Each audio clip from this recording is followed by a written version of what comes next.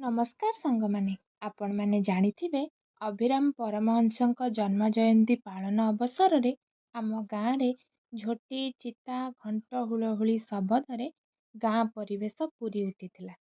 ତା ସହିତ ଶିବଶଙ୍କର ମହାରାଜଙ୍କ ପ୍ରବଚନ ସମସ୍ତଙ୍କୁ ମନ୍ତ୍ରମୁଗ୍ଧ କରିଥିଲା। ଗାଁର ଗୋଟେ ପ୍ରମୁଖ ବିଶେଷତ୍ୱ ହେଉଛି ଏଠି ସମସ୍ତେ ଏକତ୍ରିତ ହୋଇ ସବୁ କାର୍ଯ୍ୟକ୍ରମରେ ଅଂଶଗ୍ରହଣ କରିଥାନ୍ତି। ଏହା ହେଉଛି ତାର ଏକ ଝଲକ। ସରିଲେ ଫଳ କ୍ଷୟେ ଲବ୍ଧ କ୍ଲେଶ ମାତ୍ର ମୋତେ ଭରସା ନ କରିବା ପର୍ଯ୍ୟନ୍ତ ମରିବ, ଦୁଃଖ ପାଇବ, ଭୟ ଛାଡ଼ିବନି, ମାୟା ତା ତଣ୍ଟିକି ଧରିବ। ହଁ, ମୋତେ ଛାଡ଼ି ସୁଖ ଶାନ୍ତି ଆନନ୍ଦ ନାହିଁ।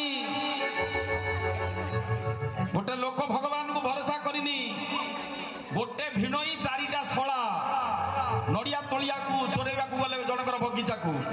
2 ଦିନ ତଳେ ବର୍ଷା ହେଇଥିଲା, ନଡ଼ିଆ ଗଛରେ ଶିଉଳି ପଡ଼ିଲା ଭଳି ପଡ଼ିଛି। ଭିଣୋଇ କହିଲା ଶଳାକୁ, ଆରେ ତୁ ଯା ଉପରକୁ ପାରିବୁ, ମୁଁ ସବୁ